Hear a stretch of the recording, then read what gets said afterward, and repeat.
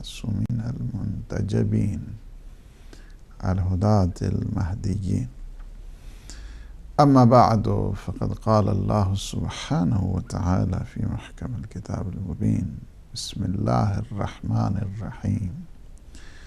شهر رمضان الذي أنزل فيه القرآن هدى للناس وبينات من الهدى والفرقان فمن شهد منكم الشهر فليصمه ومن كان مريضا أو على سفر فعدة من أيام أخر يريد الله بكم اليسر ولا يريد بكم العسر ولتكملوا العدة ولتكبروا الله على ما هداكم ولعلكم تشکرون. صدق اللہ العلی العظیم. پیام قرآن کے پروگرام میں اپنے تمام ناظرین اور سامعین کی خدمت میں ہدیہ سلام پیش کرتا ہوں. اللہ سبحانہ و تعالی ہمیں سائے قرآن نصیب فرمائے، ہمیں شفائے قرآن نصیب فرمائے، ہمیں معرفت قرآن نصیب فرمائے، ہمیں اہل بیت علیہ السلام کا سایہ نصیب فرمائے. ہماری گفتگو سورہ مبارک بقرہ کی آیت نمبر 185 نمبر آیا ہے، جس پہ آج ہماری گفتگو ہوگی. ارشاد رب العزت ہے: شہر رمضان الذی انزل فیہ القرآن ہدی للناس وبینات من الہدی والفرقان. ماہ مبارک رمضان وہ ہے، خصوصیات کو بتایا، جس میں قرآن نازل ہوا ہے. ماہ رمضان وہ ہے، کیا وہ مہینہ ہے جس میں قرآن نازل ہوا. ہدی للناس وبینات، جو لوگوں کے لیے ہدایت ہے. یہ قرآن کیا ہے؟ Guidance for the humanity. ہدی للناس ہے، ہدی للناس، guidance for the whole mankind, guidance for the humanity. وبینات من الہدی والفرقان، اور اس میں اللہ سبحانہ و تعالی نے واضح دلائل، روشن دلائل پیش کیے ہیں، جو ہدایت بھی ہیں اور حق و باطل کے درمیان، رائٹ اینڈ رانگ، صحیح اور غلط، اس کے درمیان جو ڈسٹنکشن پیدا کرنے والا ایک جو کرائیٹیریا جس کو آپ کہتے ہیں، یہ قرآن کیا ہے؟ کرائیٹیریل ہے. کرائیٹیریا بتاتا ہے حق اور باطل کے درمیان، صحیح اور غلط کے درمیان. یہ قرآن کیا ہے؟ کرائیٹیریا ہے. فمن شاہد منکم الشہر فلیصمہ، لہذا تم میں سے جو شخص بھی اس مہینہ میں حاضر ہو، موجود ہو، شاہد ہو، فلیصمہ، تو بس اسے چاہیے کہ پورے مہینے کے وہ روزے رکھے.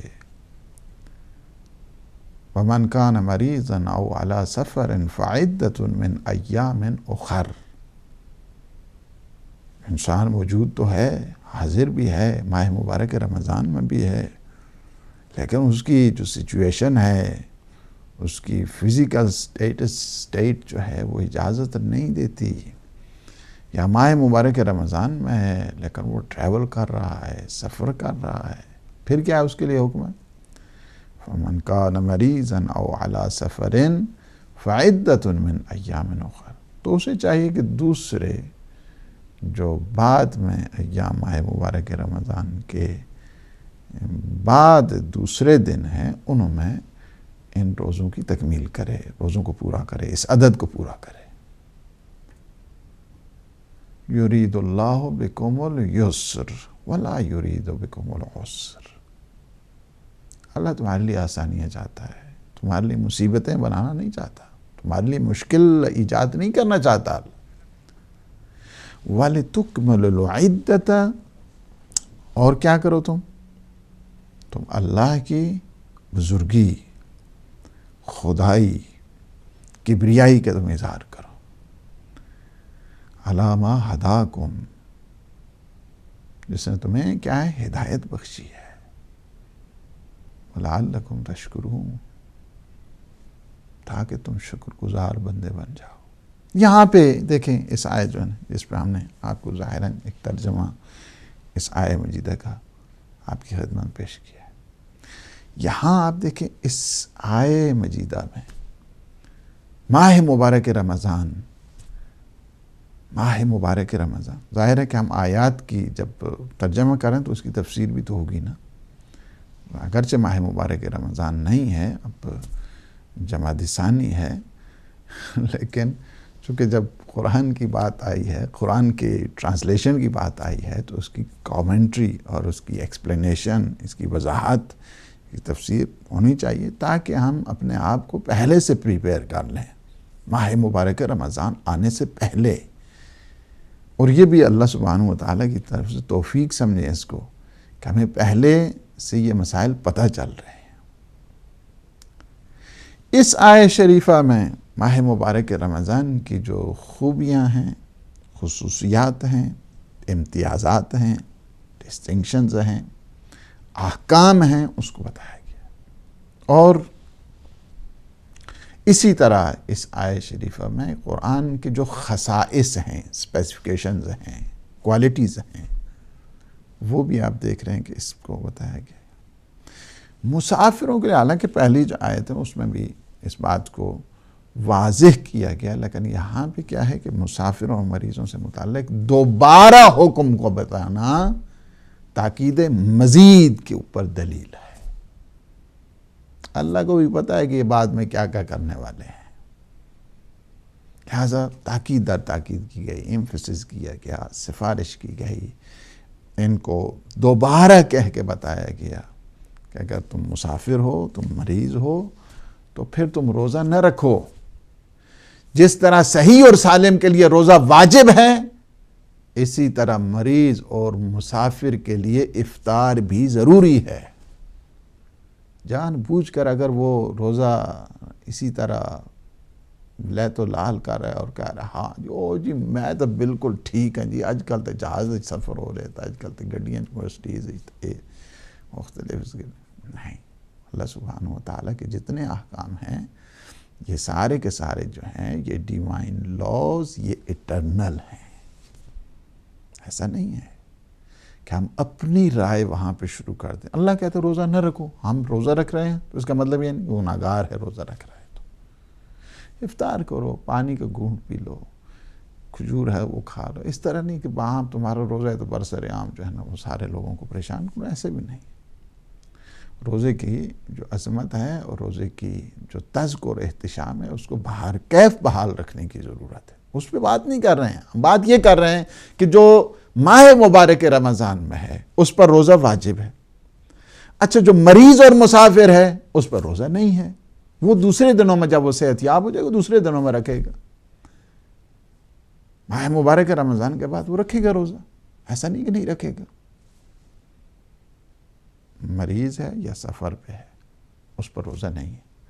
جس طرح ماہ مبارک رمضان، اس جملے کو دوبارہ سن، جس طرح ماہ مبارک رمضان میں جو شخص موجود ہے اس پر روزہ رکھنا واجب ہے، اسی طرح اگر کوئی مریض اور مسافر ہے تو اس پر روزہ افطار کرنا لازم ہے. بات صاف ہو گئی. اب یہ آتے ہیں اس کے بعد جو احکام کی جو تشریع ہے اس کا فلسفہ بھی بتا دیا کہ ہاں شریعت مقدسہ نے یہ جو روزے کی تشریع ہے، روزے کا وجوب ہے، اس کو رکھا ہے. لیکن اللہ سبحانہ وتعالی کریم علی الاطلاق ہے، وہ بہت رحیم ہے، رحمان ہے. اپنے جو بندے ہیں انہیں زحمت میں مبتلا نہیں کرنا چاہتا ہے. اللہ تمہارے لیے چاہتا ہے آسانیاں پیدا کرے، تمہیں تکلیف، تنگی اس میں تو مبتلا نہیں کرنا چاہتا. لہٰذا یہ بھی بتا دیا کہ یہ روزے کا فائدہ پھر آخر یہ جو ریٹرن ہے، اس کی جو بینیفٹس ہیں، اس کے جو ایڈوانٹیجز ہیں، اس کے فوائد اور اثرات ہیں، تم تک جائیں گے. یہ مت سمجھنا کہ کوئی تکلیف پہ اللہ سبحانہ و تعالیٰ کسی کو مبتلا کرنا چاہتا ہے یا تنگی میں مبتلا کرنا چاہتا ہے، ایسا بھی نہیں. یہ بات جو آپ نے سمجھ لی. اب آ جاتے ہیں کہ اس پہ تھوڑی سی مزید جو اس کی وضاحت ہے. شہر و رمضان کہا کہ شہر کا مطلب ہمیشہ دیکھیں، شہر کا جو لٹرلی جو میننگ ہے، اس کے اگر آپ چلے جائیں لغت میں اس کے میننگ کو دیکھیں، یا مثلا جو اس کے مفہوم ہے اس میں اگر چلے جائیں تو شہر کا مطلب کیا ہوتا ہے؟ شہر شہرت، ظہور اور آشکار ہونے کو شہر کہتے ہیں. نظام شمسی کے 12 حصوں میں سے ایک حصے کو شہر کہا جاتا ہے. ایک مختصر سی بریک ہے، انشاءاللہ اس کے بعد ہم حاضر ہوں.